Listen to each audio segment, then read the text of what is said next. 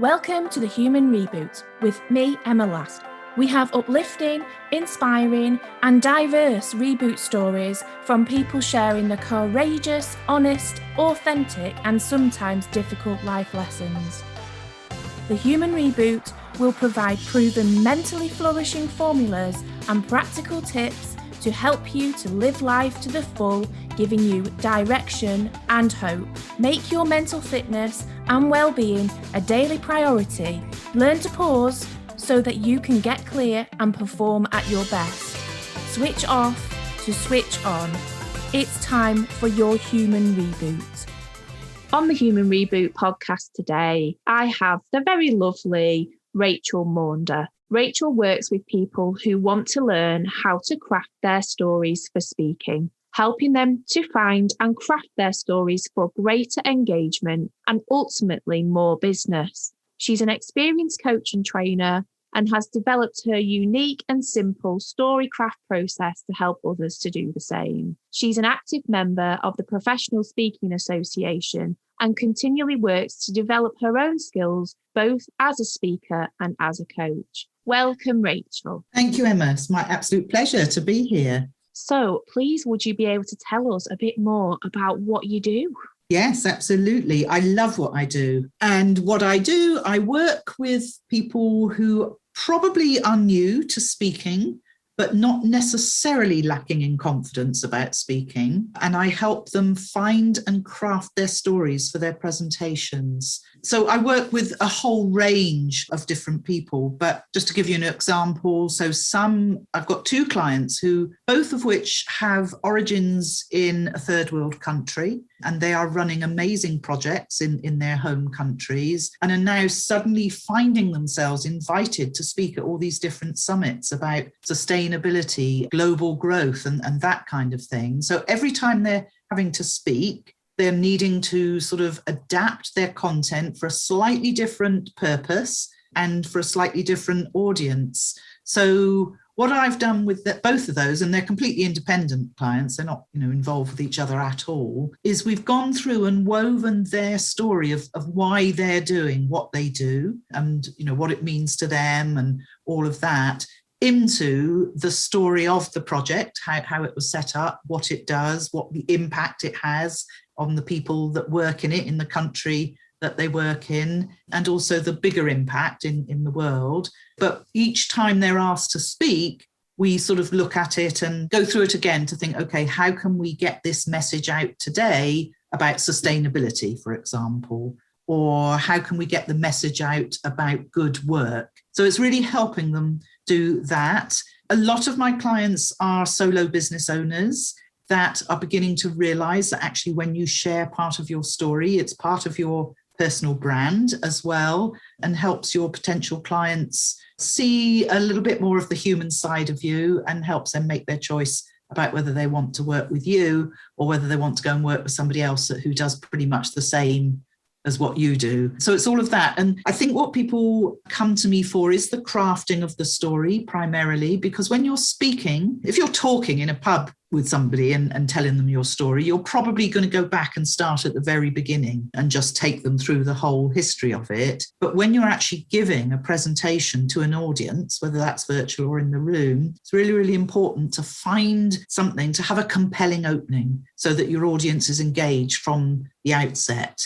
And also what can happen is that in the telling, it's so easy to take people down a rabbit hole of a part of the story that might have meant something to you as the speaker, but actually isn't relevant to the message you're wanting to give through your speaking. So that's kind of, what I do. So do you believe that everybody's got a story? We do indeed, Emma. And it's interesting you asked me that question because my own speaker journey started in terms of delivering something that I'd written myself about 10 or 12 years ago. I'd already been doing speaking. It's one of those threads when I look back through my whole career and business path, it's always been there. But initially I spoke in court and then I was running training. So already delivering prepared content, as it were. which is very different from writing your own speech and giving it. And when I started to do that, I noticed that the speakers that were doing really, really well had what I now call a big or a macro story.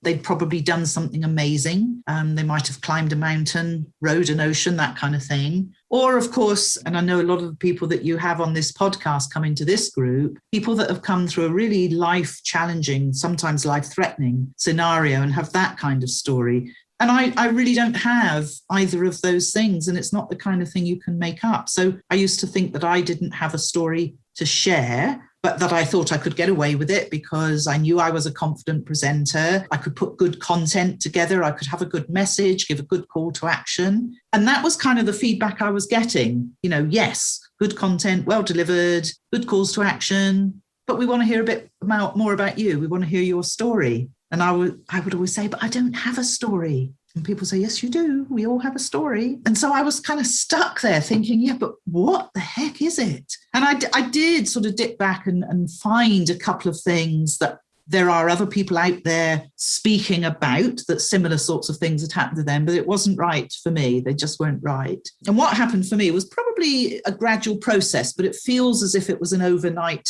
revelation, probably about 2 years ago, that actually we all sit on a mountain of ordinary everyday stories. It can be something that happened this morning when you were in the queue at the supermarket. It could be something that happened on the best holiday you've ever been on. We're living in a story almost every day, really, of some description. And the point about those stories, as long as they illustrate a point that you're wanting to make, they are every bit as valuable as those other bigger stories that I mentioned. And so my answer is absolutely yes, we all have loads. And for anybody else who's listening who is the owner of a small business, the other really powerful story is the story of how and why you've come to be doing what you're doing. And that's another one I think we often overlook because we tend to think, but I just fell into what I'm doing, really. It wasn't ever a conscious plan or anything like that. Or, somebody who's perhaps a lawyer might have thought, well, I always wanted to be a lawyer from the age of 15, and that's all I've ever been. But there's always a story there that's got some learning. There will have been some turning points. So yes, we all have loads of stories, Emma. Oh, and I've heard one of yours before as well.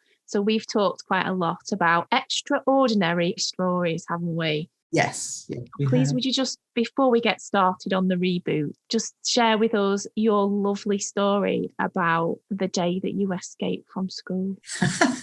Yeah, I was 4 years old because I'd literally, in those days, when I was that age, you started school in the term in which you were going to turn 5. And I'm a June baby, so I started after Easter. So I'd only been there 2 or 3 weeks and I was enjoying it. I was the third of 3 children, so I was more than ready to go to school when it was my turn. But what happened was, again, I know this doesn't happen in schools now, but our toilet block at the primary school was out in the playground. So if you needed to go from the classroom, you had to go out of the building on your own and out to the loo block and make your way back in. And so after I came out of the loo block, I looked around and there was nobody about, not even the caretaker. And I just thought, well, I could go home. Who's going to stop me? And off I went. And the point that I tell that story to illustrate is that as a 4-year-old, seeing an opportunity, I didn't give a single thought to the fact that I had 4 roads to cross. It was a 10-minute walk from the school to my house with 4 roads to cross. I didn't even think, would my mum be at home or not, which she wasn't. I didn't think about how worried people would be or that my class teacher may or may not, I don't know whether she ever got into trouble for not keeping a close enough eye on me. I didn't give any of that a thought. And my point was that as we get older, particularly as women, I think, we start to put all those blocks in. Oh, well, maybe I shouldn't because I might get run over. Or what would I do if my mum's not at home? So, yeah, that's the little story that I tell. And I tell loads of little things like that. They're inconsequential. Some of them are quite funny. What then will happen? Somebody else would say, oh, yeah, I walked out of school as well. Or I remember doing this when I was 4. Or, it will jog a memory for somebody of something that they used to do when they're younger that they wouldn't do now because they'd overthink it. So that's the purpose of those kinds of stories, just jogging, creating a connection with the people that you're speaking to. And it certainly did make me giggle, that. And he did really get the point across about sometimes that we do put barriers in our own way. And that wider thinking goes from, this huge world that we want to kind of go and conquer. And sometimes it's becomes smaller and smaller within time. Yeah, exactly. So that leads us beautifully on to your reboot story. So please, could you tell us about a time when you've had to navigate some challenging or changing times, or a point where you really feel that you've had to kind of pause, self-reflect and make some changes and take some key learns from it? Yes, I had several points that I could have shared today, Emma, but the one I think that is probably the most relevant for your podcast is one that happened, probably was sort of 35 to 40 years ago. So it's a long time ago. I was living on the outskirts of London, working for one of the inner London boroughs, loved my job, living in my own flat that I'd recently bought, had a very busy social life. So on the surface, everything was absolutely fine. And I was really surprised myself to wake up on a Monday morning feeling, I can't get out of bed today. And I'm not somebody that's prone to that kind of feeling at all. It really took me by surprise. And I knew that therefore it was something a bit different, but I didn't quite understand what it was. And I somehow knew intuitively that it wasn't just a day off that I needed.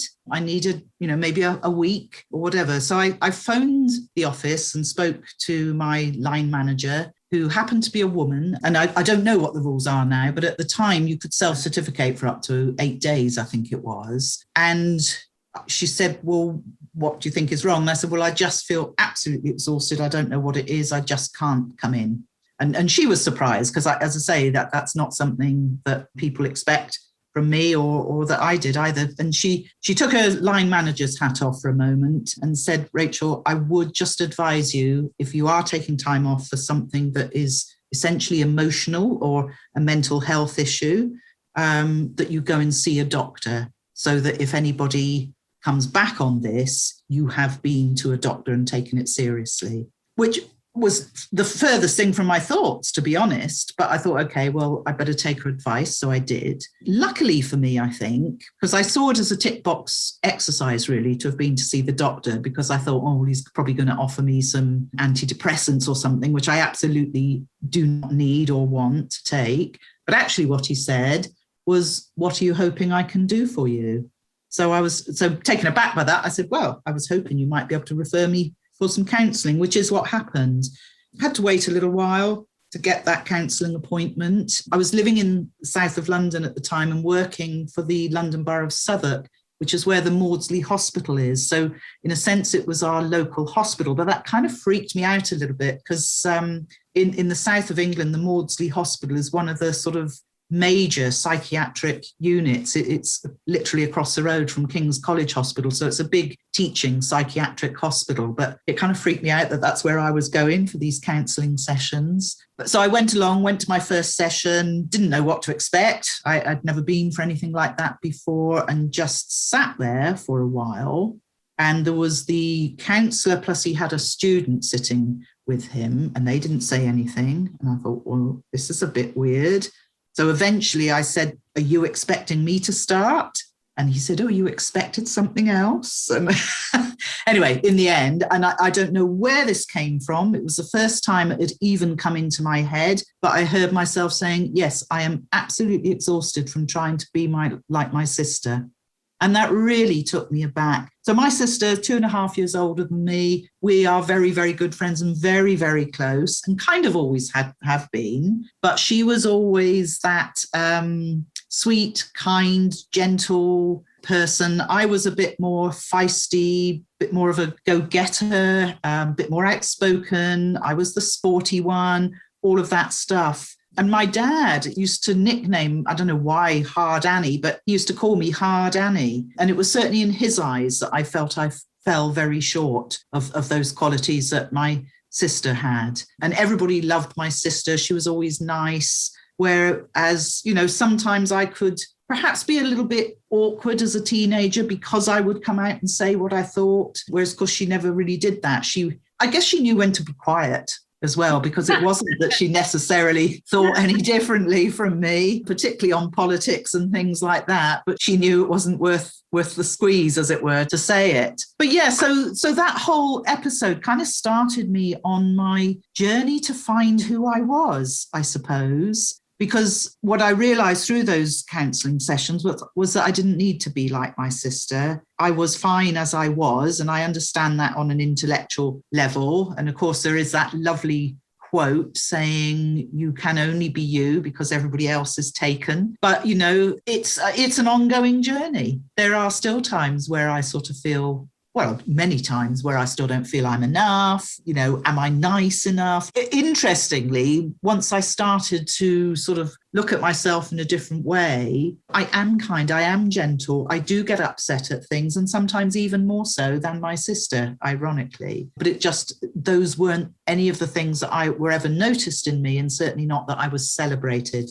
for. I know, it's really, really challenging, isn't it? Because I know that we've had conversations with a mutual friend, and, you know, she said that, like, she had 3 boys. When they went into school, that whole comparison piece, they used to say to, you know, I think it was the youngest one, you're nothing like your older brother, are you? You know, because he was different. So it's just like always comparing. And it's often not intentional, but I suppose it's the label thing, isn't it? All over again, putting labels on things, and also encouraging us in a indirect to compare ourselves to others. Yes. And I think there definitely is that comparison thing for children, but also that thing that if one is the sporty, clever one, then those qualities can't also be attributed to the other children in the family, unless they all, you know, might say, oh, they're all sporty and clever kids. But generally speaking, it's like, oh, well, you know, with girls, one might be the clever one and one might be the pretty one, kind of thing. And I know I'm over exaggerating there, but that's how I felt, that because my sister had all those qualities, and I suppose, yeah, I mean, I definitely did have them, but maybe I hid them as a child. I don't know. I can't get much more insight into what I was like as a sort of, certainly a primary school age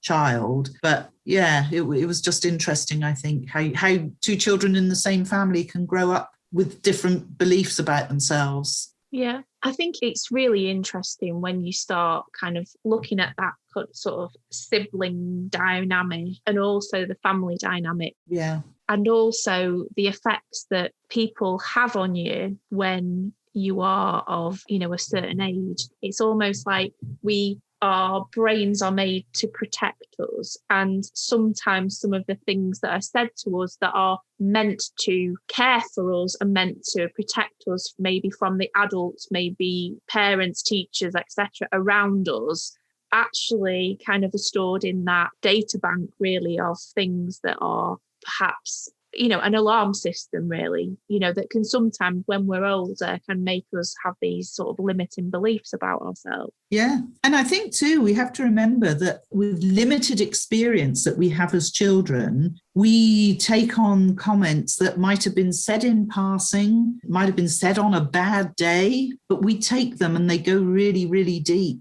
Really deeply. Whereas as adults, and when we sort of explore and get interested in human psychology and so on, as I know you do, Emma, you start to think, well, actually, that's about him or her. That's not about me. And I know that's just their way of saying things. They don't mean it to come across in that way. But as children, we haven't got that additional context to add. So if somebody says something, whether it's that classic comment of a teacher, oh, you'll never make anything of your life, you take it on board. And sometimes it can go to a core level and always stay with you, can't it? And this is why I suppose bullying is something that can be so damaging in terms of mental health, you know, and kind of can stay with us and impact our confidence for, you know, many years to come. Yeah.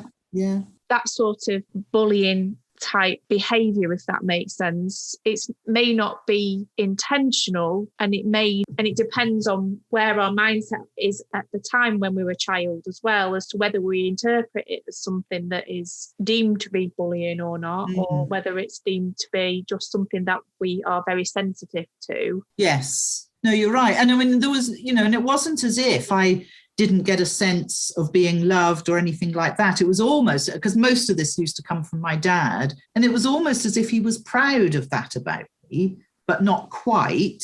So it wasn't as if, I was definitely the less loved child or anything like that. But I was puzzled by it because I knew it wasn't quite right that I was hard Annie or whatever. Yeah, no, it's curious. And you can never unpick these things completely because, you're trying to delve back now with your adult mind and remember. And of course, I can't remember it all completely accurately anyway. And whereas my sister, bless her, has probably never really questioned who she is and has never needed to. So the importance of living as your authentic self. Yes. How does that play into your life now, or how has that shaped your... Good question. I think it's shaped what I've been doing, certainly for the last... Well, I suppose it's this whole curiosity about why we are as we are. The first thing I wanted to study when I was doing my A-levels and that, I was aiming to study psychology. So I've always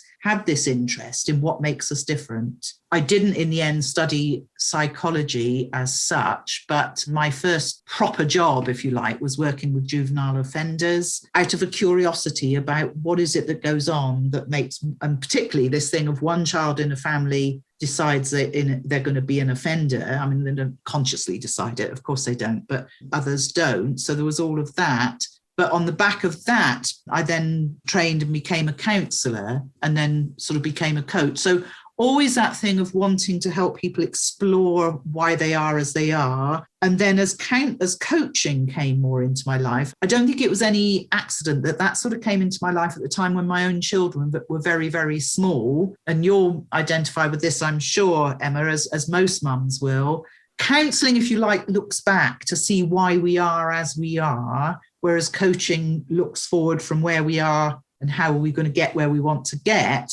And when you're busy with young children in particular, actually, we haven't got time to look back and worry about why we're in this pickle that we're in. It's like, how are we going to get out of it that we want to move forward? And it kind of really reflected where I was in my own life in that sense. Also, of course, when you look back onto the counselling thing, there's more of a pathology with it, whereas coaching it doesn't have that stigma, if you like, which it sadly is still around for some people, although I think it's improving massively. But I think there is still a little bit of a stigma in some people's minds around counselling and the mental health treatments and so on. But really, my coaching has always it's always been around wanting people to make one change to feel better about themselves. Sort of almost by mistake, if you like, I ended up as a counsellor / coach with women who were wanting to change their relationship with food. And one of the things that I really, really worked really hard with them was take it as something simple like accepting a compliment. So I've always been around that sort of feeling better about yourself and accepting yourself for who you are, making the best of yourself. I kind of moved from that into the world of women in business. So I ran networking groups with the Athena Network for 8 years. And that, again, was about helping women grow into their confidence, to step up, run their businesses, be the people they always knew they could be, that kind of thing. That's where the presentation skills training started to come in. And then I moved to working with women in the industries and professions where they're underrepresented at leadership. Again, wanting women to step up and be on an equal plate with the men. Never about wanting, men pushed sideways or anything, because I could always see the balance between the masculine energy and the feminine energy, but just really wanting women to be the best they could be. And then that's kind of now shifted again into this story coaching, which is I know is where I will stay, because it is your story is what makes you you. And when you share your story, and this is the same for you and for every listener to this episode, when you share your story, somebody else needs to hear it, and they will make a change in their life because they'll identify with what you say. That change might only be a tiny, tiny little step, but who knows where that can trigger, what that can trigger and where it leads to. So yeah, it is all about being that authentic you. Be proud of your story because it will help somebody else. Yeah. And also, when you look back at your story and you look at what you've overcome in your life as well, often that, as much as those times have been really challenging, they're also something that you can be really proud of as well. And you can kind of put that in your kit bag and tick it off and saying, I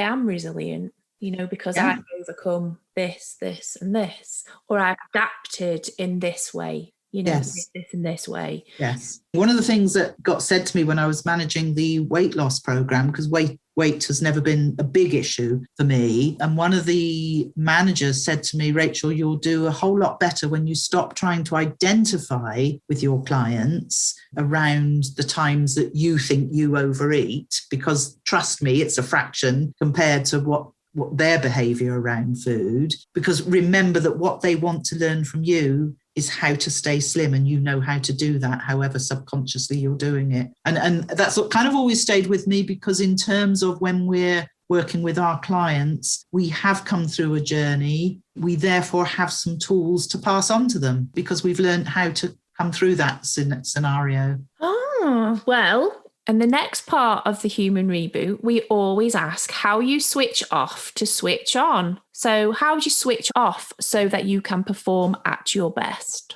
Okay, I think I'm a master of switching off, Emma. I always think at heart, I'm a lazy git. So I have absolutely no problem at all of switching off on a Friday. I like to finish by 3 on a Friday. It doesn't always happen, particularly in the winter on a wet, windy Friday afternoon. But very, very rarely will I open up the laptop to do work over the weekend. And if I do, it's either because my business manager is trying to sort a problem out and she chooses to work at the weekend and kind of needs some input from me, or because I've got a ridiculously busy week coming up and it would help me to just spend an hour or two doing something on a Sunday morning or something. But generally speaking, I don't. Somehow or other, it's always been within me the value of walking. And, I listened to your episode with Heather and I walk with Heather quite often. And I walk with lots of other people that I don't know. I think that's something I've always done. My mum used to take us out for regular walks. And I've always, at some subconscious level, always recognized the value of being outside and walking. And I mentioned before that I was always quite sporty. I still play tennis. Up until lockdown, I played squash a couple of times a week. I don't know if I'll go back to that, but certainly play tennis. I've got a bike that I love to ride. Occasionally I'll go for a run. So I do all those things. And, I like a good drama on the TV. I'm running out at the moment because obviously this is being recorded as we're coming out of lockdown. But yeah, all those things allow me to just switch off. And being around people, I like to be around people, just catch up with them and see what they're up to. So that's my sort of things for switching off. Fabulous. And it wouldn't be right without me asking you if you have any how-to tips on how you live life to the full. So your personal flourishing formula for life. Ooh, one of my main one, I guess, is that I'm a Gemini and therefore I can always see the other side of a situation, which mostly is a huge blessing and a huge asset, I think, but it can be a curse because sometimes my friends don't want to look at the other person's side of the thing when they're upset with somebody. But therefore my message would always be there's always another way of looking at a situation. So whether that's about what was going on for somebody when they said something really hurtful or did something really hurtful, or whether it's a situation where you feel you're up against a wall, there's always that question, how else could I see this?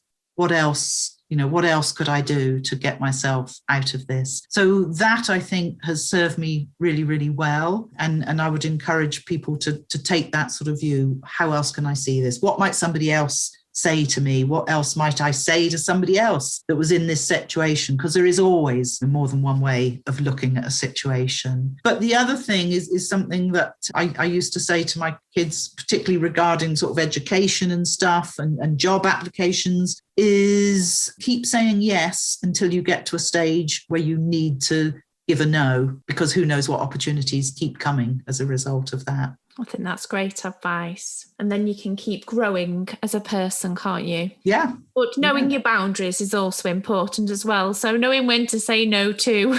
Yes. Depends what kind of person you are. But yeah, great advice. So is there anyone or any community or any books, podcasts, etc., that you feel have been a key part of your journey that you might want to share with our listeners?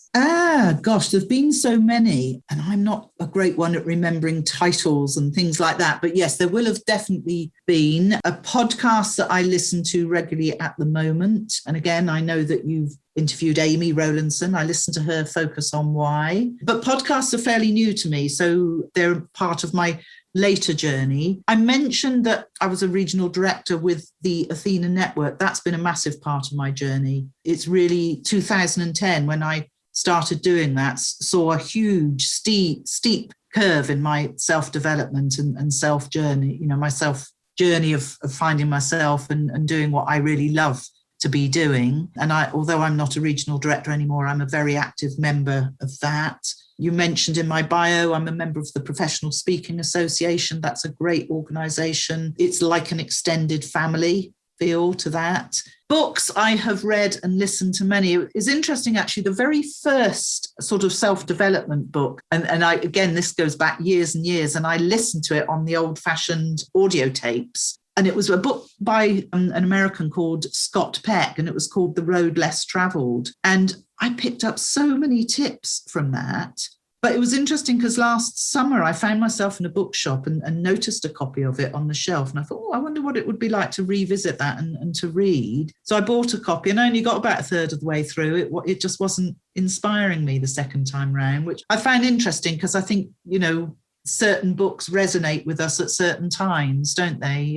It's a little bit like that saying, the right teacher appears when we're ready to learn the lesson kind of thing. A book that I'm currently reading now, which I listened to all 24 hours of the audio of last year, is Becoming by Michelle Obama. I'm not saying it's affected my personal development, but I find it an absolutely stunningly written book. And of course, she does the audio herself on the audio version. But yeah, I read all sorts of books. I get more from talking to people though, but yeah, all sorts of influence me. And I wouldn't want to single out too many, I think. Fabulous. Well, thank you so much for coming on the Human Reboot podcast and for sharing your story, which I know you haven't shared with many people before. And, just really showing us about the importance of being your authentic self. So thank you so much, Rachel. You're very, very welcome, Emma. It's been an absolute pleasure. Thank you.